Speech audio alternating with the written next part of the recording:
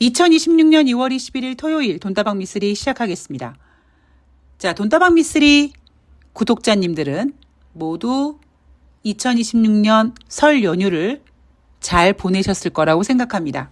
지난 5거래일 중에 3거래일이 휴장이었고요. 남은 2거래일 2월 19일, 2월 20일 이틀 동안 대한민국 주식시장은 상당히 뜨거운 주식시장이었고 금요일 기준으로 5,800선 안착으로 마무리를 했습니다. 이제는 증권사들이 제시하는 주간 코스피 예상 밴드의 예측이 무색하게 도대체 얼마까지 어떻게까지 상승할 수 있는지에 대한 아주 버라이어티한 모습을 보여주는 주식시장이 이어지고 있고요. 저는 설 연휴를 포함해서 방송을 안 했죠. 지난번에도 말씀드렸습니다만 뉴욕 증시가 쉬는 날도 있었고 설 연휴이기도 하고 그리고 제가 계속 기침이 나는 문제로 좀 쉬어야겠다. 쉰다라기보다 재정비죠. 재정비의 시간을 좀 가졌고요. 지금까지 제가 내린 결론은 여러분 기억나실지 모르겠습니다만 제가 작년 이맘때만 하더라도 여러분 코스피 2,400포인트가 바닥입니다. 라는 얘기를 주례장창 하지 않았습니까? 물론 저는 삼성전자나 SK하이닉스를 사는 사람이 아니기 때문에 저는 종목으로 수익 내고 팔고 수익 내고 파는 매매를 하다 보니까 코스피의 움직임과는 그닥 상관없습니다만 미쓰리가 예상하고 있는 시황에서는 코스피 2,400포인트 바닥이 정확했고 그리고 지금 제가 올해 예측하고 있는 분위기는 여러분 올해는 코스닥 장세다. 이 전망을 유지하고 있습니다. 그래서 올해 돈다방 미쓰리는 코스닥에 대한 이야기를 좀 많이 할까 합니다. 코스닥에 대한 이야기를 하면서 매매에 대한 이야기. 앞에서도 말씀드렸습니다만 지금 이벤트 하시는 분들은 저와 오랫동안 이제 호흡을 맞춰가면서 자연스럽게 매도 타이밍이 오면 매도를 해야 되는구나. 매도해서 수익금은 또 빼야지 되는구나. 왜냐하면 다음번에 미쓰리가 또 1,000만 원어치만 수량을 매수하라고 하기 때문에 수익은 빼야 되는구나. 이런 것들이 아마 점점 익숙해지실 겁니다. 근데 이벤트 참여하지 않으시는 분들은 그런 분위기까지 포함해서 과연 코스닥 어떤 움직임에 어떻게 매매를 해야 되는지에 대한 공부를 한번 진행해 볼까 하는 것이 제가 설 연휴 동안 고민했던 모습이고요. 여전히 코스피 7,500만 포인트 얘기하지만 올해는 코스닥 장세가 될 겁니다. 전망은요, 예측은 항상 미리 하는 거잖아요. 빨라야 되는 거잖아요. 그러니까 작년 이맘때만 하더라도 제가 2,400이 바닥입니다라고 했을 때 솔직히 저만 2,400 바닥이라는 걸 얘기했잖아요. 근데 나중에 지나고 봤더니 그때 미쓰리가 예측한 게 맞구나. 지금 코스피 하지만 시간이 지나면 어쩌면 2026년 연말 정도 되면 그래. 그때 미쓰리가 2026년은 코스닥 장사라고 했으니까 그때 2026년 2월 달만 하더라도 코스피가 6천을 가니 7천을 가니 했는데 시간 지나고 봤더니 코스닥 장세였네 라는 미쓰리의 예측이 아마 정확할 거라고 전 생각을 합니다. 거기에 대한 좀 구체적인 이야기를 한번 풀어가 볼 전망이고요. 자, 최근 돈다방 미쓰리가 방송을 좀 띄엄띄엄 하면서, 어쩌면 일주일 뉴욕 증시를 몰아보기를 하고 있는데, 지금 같은 분위기에서는 오히려 이런 방송도 나쁘지 않다고 생각을 합니다. 왜냐하면, 이렇게 뜨거운 장세에 마냥 흥분하기도 그렇고, 그렇다고 또 가만히 있기도 그렇고, 그러나 너무 많이 올라와 있는 상태에서 혹시 떨어지면 어떻게 하지? 조정이라는 이름으로 아니면은 급락이라는 이름으로 하락이라는 이름으로 시장이 움직일 때 어떻게 해야 되지? 라는 고민을 많이 하고 계실 텐데 오히려 지금처럼 월, 화, 수, 목, 금 5일 동안 뉴욕 증시를 한꺼번에 들여다보면서 지난 한 주 동안 뉴욕 증시가 어떤 힘을 가지고 버텼고 어떤 힘이 지지했고 어떤 힘으로 올랐고 요 이슈들에 대한 점검을 하면서 마치 악재 리스트 아니면 호재 리스트를 하나씩 체크해 가는 거로 어떤 이슈들을 쭉 정리하다 보면 앞으로 주식시장에서 벌어질 어떠한 일에 대해서도 굉장히 담담하고 담대하게 대응할 수 있을 거라고 생각을 합니다. 자, 오늘 그 얘기를 좀 풀어볼 텐데요. 자, 일단 2월 16일부터 2월 20일 5일 동안 뉴욕 증시는 16일 미국 대통령의 날을 빼고 나흘 동안 움직였습니다. 월요일 날 뉴욕 증시가 쉬었어요. 그리고 열린 2월 17일 화요일 뉴욕 증시는 상승했습니다. 수요일 날 뉴욕 증시 역시 상승했습니다. 목요일 날 뉴욕 증시 하락했고요. 금요일 날 뉴욕 증시 상승했습니다. 자, 화, 수, 목, 금 4거래일 중에 3일을 상승하고 하루가 빠졌습니다.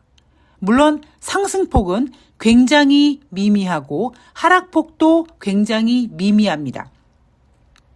종가 기준으로 상승했어요, 하락했어요, 상승했어요라고 하지만 모는 종이의 점을 그렸을 때 거의 움직임이 없어 보이는 것처럼 뭐 강보합 혹은 약보합이라고 표현할 정도로 크게 움직임은 보이지 않았습니다만 한 주를 마무리하고 봤더니 4거래일 중에 3거래일이 상승했다더라라는 것이 지난주 뉴욕 증시의 분위기였습니다. 자, 그럼 지금부터 이슈를 좀 볼 텐데 지난주 화수 목금 뉴욕 증시를 들여다보면서 이슈를 좀 체크해 보면 가장 강력했던 힘은 저가 매수세입니다. AI 산업이 산업 전반에 타격을 줄 수 있다는 AI 파괴론이 여전하지만 빠질 때마다 안 돼. 뉴욕 증시 받쳐야 돼. 빨리 버텨야 돼. 해서 저가 매수세가 유입됐습니다. 그런 저가 매수세가 화요일 날 유입됐고 수요일 날 유입돼서 그 저가 매수세 힘으로 화요일, 수요일 뉴욕 증시가 상승한 거고 목요일 날은 이제는 트럼프 입을 봐야겠죠? 트럼프가 미국 이란 공습 임박 긴장감을 만들어냈고 여기에다가 사모 신용 투자사 블루아울이 일부 펀드의 환매 중단 선언에 AI 투자 심리에 충격을 줬다. 그래서 목요일 날 뉴욕 증시는 하락했습니다만 큰 폭의 하락은 보이지 않았어요. 자, 미국이 이란을 공습할 수 있다. 그다음에 사모 투자사의 펀드 환매 중단 선언이 큰 악재로 작용할 수 있었으나 여전히 지금 미국 증시는 저가 매수세 힘이 강하다 보니 빠지더라도 심하게 빠지지 않고 그리고 저가 매수세이다 보니 크게 오르지도 않는 모습이 이어지고 있습니다. 디테일한 거는 뒷부분 가서 가볼게요. 그리고 금요일 날은 드디어 이제 미국 연방 대법원이 트럼프의 관세에 대해서 브레이크를 걸었습니다. 업계 비용 증가 부담 감소될 거라는 기대감. 그래서 뉴욕 증시는 금요일 날 대법원의 판결을 받고 상승 마감했습니다. 자, 제가 지금 이렇게 두리뭉실하게 이야기를 했는데 가장 강력한 힘은 저가 매수세라고 했습니다.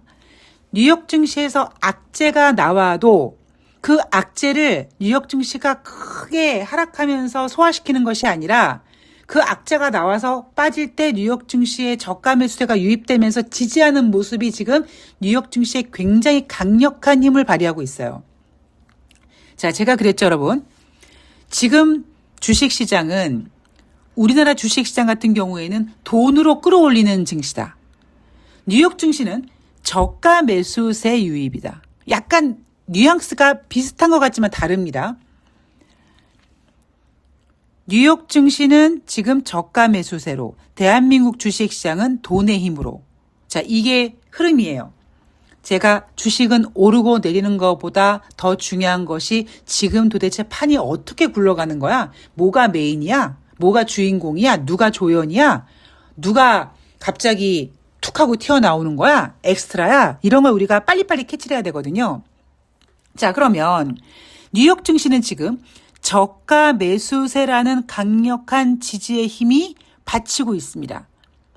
이게 왜 강력한 힘이라고 얘기하냐면 지난 한 주 동안 뉴욕 증시를 흔들었던 악재들을 보면 솔직히 그렇게 만만한 악재들은 아니었습니다. 왜냐? 일단 AI 파괴론이 있죠. AI 파괴론은 AI가 산업 전반적으로 다 충격을 줄 것이다. 근데 이것도 마치 사골국처럼 이미 우리가 알고 있었던 내용입니다. 얼마 전에도, 며칠 전에도 AI가 산업 전반을 파괴시킬 거야. 그래서 AI 관련주들과 아니면 AI 때문에 충격받을 다른 기업들 주가가 하락하는 모습을 우리는 익히 보아왔습니다. 즉, 주식시장에서는 알고 있는 악재는 더 이상 악재가 아니다. 그리고 한 악재 아니면 한 호재가 터졌을 때 그게 사골국 우려먹듯이 계속 우리게 되면 약발이 떨어집니다. 그래서 지금 뉴욕 증시에는 여전히 AI 파괴론이 존재는 하지만 그렇게 큰 힘을 발휘하지는 못하고 있는 모습이고요. 그리고 1월달 FOMC 회의록에서 금리 인상 시나리오가 거론됐다. 의미 없는 겁니다. 그리고 미국의 이란 공습 임박 긴장감. 요거는요. 트럼프가 과연 우리 속담의 엿장수 맘대로인 것처럼 트럼프가 어떻게 하느냐에 따라서 분위기가 달라질 수 있는데 만약에 트럼프가 이란 공습을 강행한다면 일단 당장 호르무즈 해협이 문제가 될 수 있을 거고요. 그다음에 지금 트럼프가 2003년도 이라크 침공 이후에 최대 규모의 공군력을 중동에 집결시켰기 때문에 이게 진짜 트럼프가 이란과 한판 뜨자 정말 뜰 생각이 있는 건지 아니면 이렇게 세게 위협을 주고 협상을 하려고 하는 건지는 트럼프의 마음에 달린 거기 때문에 우리는 과연 이 악재가 어떻게 흘러가는지에 대한 가능성만 체크를 할 수밖에 없는 좀 슬픈 위치이긴 합니다. 그런데 트럼프가 이란과의 대화 의지를 강조했죠. 15일 정도는 이란과 더 대화할 수 있다라고 얘기를 했습니다. 그래서 트럼프가 이란과의 대화 의지를 강조함으로써 미국의 이란 공습 임박 긴장감이 뉴욕 증시를 크게 흔들지는 못한 재료가 된 겁니다. 자, 저는 조금 찝찝했던 게 바로 뭐냐면 이란의 공습, 미국의 이란 공습이 아니라 이 사모신용투자자입니다. 이 블루아울이 일부 펀드의 환매 중단 선언을 했고 이 펀드의 성격이 AI 산업에 대규모 베팅을 한 회사다 보니까 그리고 AI용 데이터 센터 건설에 공격적으로 투자했던 블루아울이다 보니까 이 블루아울이 개인 투자자를 대상으로 한 펀드 블루아울 캐피털 코프 이 펀드의 분기별 환매를 중단한 상태, 완전 중단했습니다. 그리고 향후 자산을 매각할 때마다 발생 수익을 간헐적으로 반환하는 방식을 하기로 했다라는 뉴스가 살짝 저를 불편하게 만들긴 합니다. 블루아울은요, 오라클의 주요 투자 파트너스고 주요 빅테크 AI 설비 투자에도 적극적으로 참여하고 있는 펀드 회사입니다. 자, 그리고 또 재료들을 보면 미국 연방대법원 판결이 있었죠. 이 미국 연방대법원 판결에 대해서 트럼프가 그동안 전 세계적으로 부과했던 관세를 철회시켰고 물론 트럼프가 바로 대미 수출품의 10% 관세를 추가로 부과하기로 했습니다만 고작 10%밖에 안 되네. 이런 분위기가 만들어져서 오히려 시장은 미국 연방대법원의 판결에 안도하는 모습을 보였습니다. 자, 그러면 정리를 해볼게요. 지난 한 주 동안 4거래일 중에 3거래일이 상승했고 하루만 빠졌습니다. 그 하루 하락한 뉴욕 증시를 힘들게 했던 악재는 두 가지였습니다. 미국의 이란 공습, 임박 긴장감, 그리고 사모신용투자사 블루아울의 환매펀드 중단 이 두 가지가 지난주 가장 센 악재였는데 센 악재라고 하기에는 뉴욕 증시 하락을 크게 만들지 못했다는 부분도 우리가 인지하고 있고, 그 이유는 뭐다? 지금 뉴욕 증시 전반적으로 저가 매수세의 강력한 힘이 작용하고 있다. 자, 그러면 지난 한 주 동안 4거래일 중에 3거래일이 상승했고 하루가 하락했다. 자, 지난주 나왔던 이슈가 뭐냐? AI 파괴론. 그다음에 1월달 FOMC 회의에서 금리 인상 시나리오가 거론됐다라는 점. 미국의 이란 공습 임박 긴장감, 사모펀드 투자사 블루아울이 일부 펀드 환매 중단하기로 한 거. 그다음에 미국 연방대법원 판결, 요 6가지가 지난 한 주 동안 뉴욕 증시를 마구 흔들어댔던 재료입니다. 그럼 우리는 이 리스트를 쭉 적어 놓은 다음에 이제 하나씩 제끼는 거예요. 자, 너는 앞으로 뉴욕 증시를 힘들게 할 녀석이야, 아니야. 이렇게 하나씩 리스크를 줄여가면서 우리가 앞으로의 시장을 대응할 때, 앞으로의 시장을 이겨낼 때 오히려 좀 정리하면서 가는 거니까 훨씬 더 여러분들 대응하시기가 좋을 거예요. 제가 아까 그랬죠. 1월달 FOMC 회의에서 금리 인상 시나리오 거론된 거 이거 의미 없다. 이게 무슨 의미가 있겠습니까? 의미 없어요. 자, 그리고 미국의 이란 공습 임박 긴장감. 요거는 제가 과거 데이터를 좀 보면은요. 작년 3월에 4월인가요?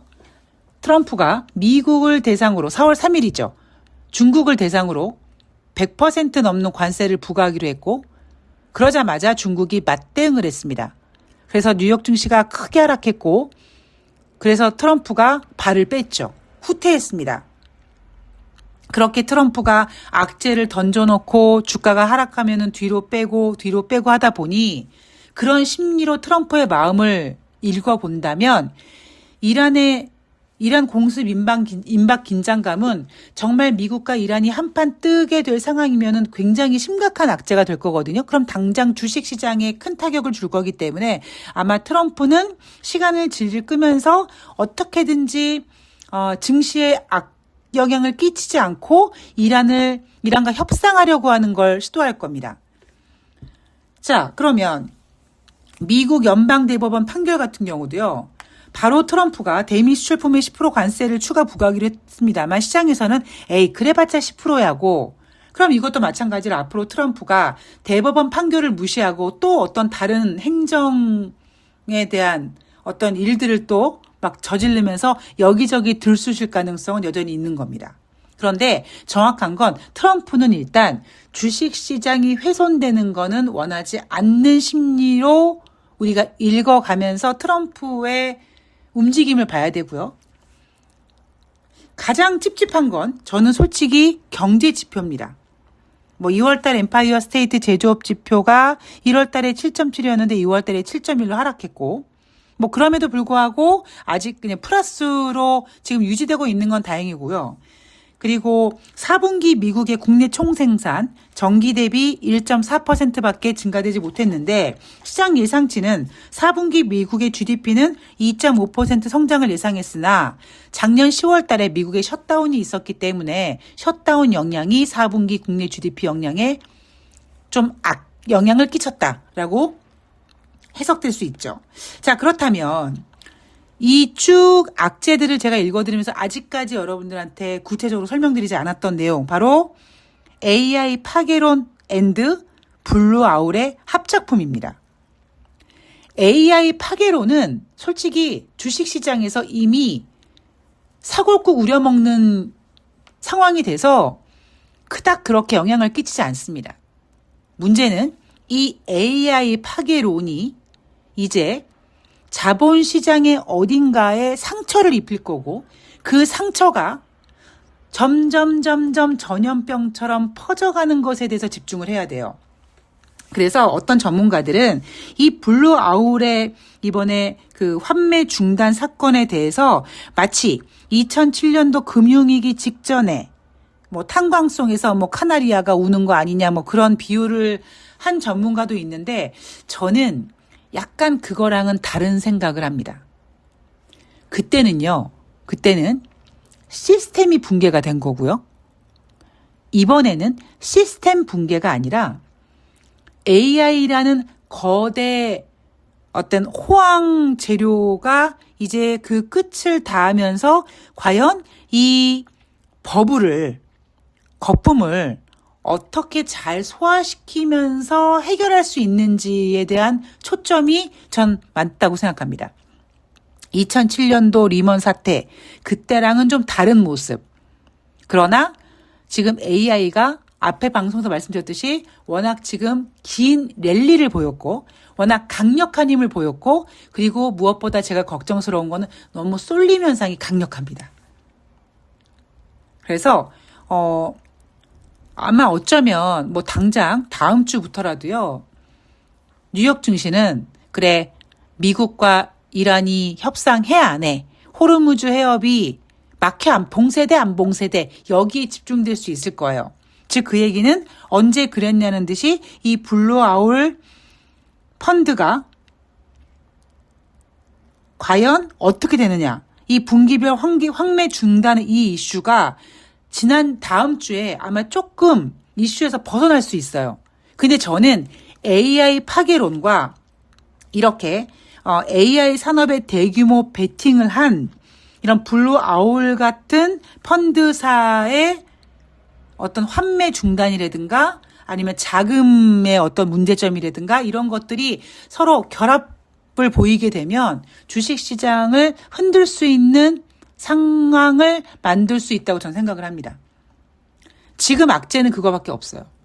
또 하나 악재는 제가 아까 경제지표 얘기했잖아요. 엠파이어 스테이트 제조업 지표도 부진했고 12월 달 내구재 수주도 전월 대비 1.4% 감소했습니다. 지난주에 발표됐던 소매 판매도 감소했죠. 즉 결론만 말씀드리면 이 글로벌 랠리는 경기 침체 우려, 경기 둔화 우려만 아니면 어느 정도까지 좀 더 버틸 거예요. 뉴욕 증시는 저가 매수로, 대한민국은 돈의 힘으로. 그런데 분명히 랠리의 끝자락에 와 있긴 합니다. 경기 침체 혹은 경기 둔화 이야기가 나오면 당장 연준이 금리 인하할 거예요 라는 이야기가 먼저 나오기도 할 거예요. 지금 시장을 훼손시킬 수 있는 거는 경기 침체 우려고 경기 침체 우려 이야기가 나오지 않는 한 AI 파괴론과 AI에 관련된 투자를 한 투자사들의 어떤 자금 상황이 어떻게 되느냐에 따라서 주식시장에 영향을 끼칠 거라고 생각합니다. 지금 보이는 악재는 요거예요. 나머지는 그닥 영향이 없다고 생각을 합니다. 물론 보이지 않는 악재들이 또 어디선가 술렁술렁 거리겠지만 그거는 계속 디테일하게 확인을 해야 됩니다. 제가 지난번에 몇 년 전에 실리콘밸리 뱅크 사태 터졌을 때 이거 금융위기까지 안 갑니다. 러시아와 우크라이나 전쟁 났을 때 이거 오래 안 갈 겁니다라고 했잖아요. 근데 지금은 당장 경기 침체, 경기 둔화 이야기가 나오지 않으면 저가 매수세 상황으로 조금 이런 장세가 이어질 텐데 아마 악재가 나온다면 AI의 고점 논란, 즉 AI 파괴론, AI 고점 논란과 AI가 다른 산업을 파괴할 수 있다는 AI 파괴론과 관련된 어떤 펀드 회사들의 자금 운영 상태 요 세 개 자료가 이슈가 맞물려서 시장을 흔들지 않을까라고 조심스럽게 생각을 해봅니다. 자, 이렇게 지난 한 주 동안 뉴욕 증시 이슈들을 좀 체크해 봤습니다. 자, 내일은요, 이제 설 연휴도 끝나고, 이제 본격적으로 2월 마지막 주가 진행이 됩니다. 3월달 물론 뭐 임시 공휴일도 있습니다만, 3월 달부터 또 열심히 달려가야 되기 때문에 내일 돈다방 미쓰리는 2월의 마지막 주, 2월 23일부터 2월 27일까지 한 주 동안 우리가 또 꼼꼼히 챙겨야 될 것들 잘 정리해서 찾아뵐 거고요. 내일서부터는 이제 설 연휴도 끝나고 있으니까 다시 본격적으로 돈다방 미쓰리 잘 가동해 보도록 하겠습니다. 설 연휴 잘 보내셨으니까요. 정말 이제 2월 말부터 시황 잘 체크하고 매매 잘 하고 수익 잘 챙기고 하는 지혜로운 투자자가 되실 수 있도록 돈다방 미쓰리가 최선을 다하도록 하겠습니다. 저는 내일 방송에서 뵐게요. 고맙습니다.